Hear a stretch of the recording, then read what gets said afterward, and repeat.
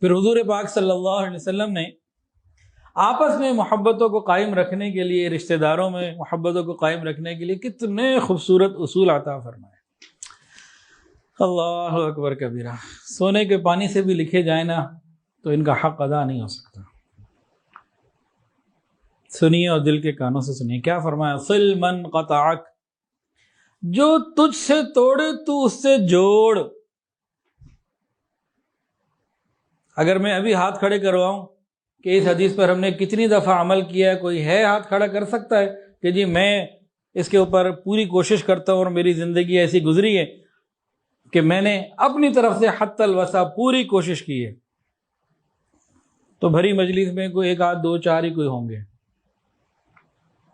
ورنہ ہم نے توڑ خود پیدا کیا ہوتا ہے کتنی جگہ پہ، ہم وجہ بنے ہوتے ہیں۔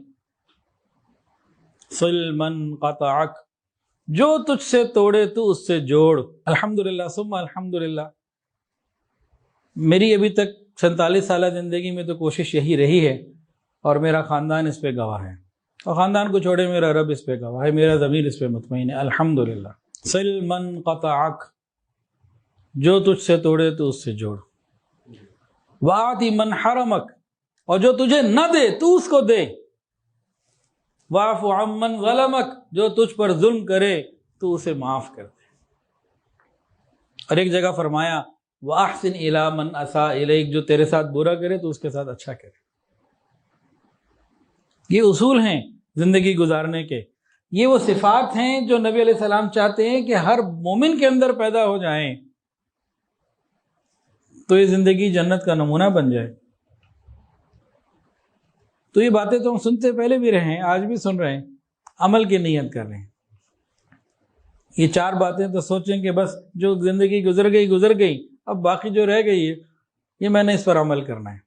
جو توڑے گا مجھ سے میں اس سے جوڑوں گا، جو محروم کرے گا میں اسے عطا کروں گا، جو ظلم کرے گا میں اسے معاف کروں گا، جو میرے ساتھ برا کرے گا میں اس کے ساتھ اچھا کروں گا۔ یہ چار خوبصورت باتیں جس نے اپنا لیں، بس اس کی زندگی میں ایک سکون ہوگا، اور اس کا مرنے کا انتظار ہوگا، بس یہ مرے گا اور آگے اس کے لیے خیر ہی خیر ہوگی۔ رشتہ داریاں جوڑنے والے کے لیے سن لیجئے، اللہ کے محبوب نے کیا فرمایا؟ جو رشتہ داریاں جوڑتا ہے اللہ تعالیٰ اس سے اپنا تعلق جوڑتے ہیں۔ کیا چاہیے اور؟ ہم رشتہ داریاں نبھائیں، اللہ ہم سے تعلق جوڑ لے، رہ کیا گیا پیچھے بھائی، سب کچھ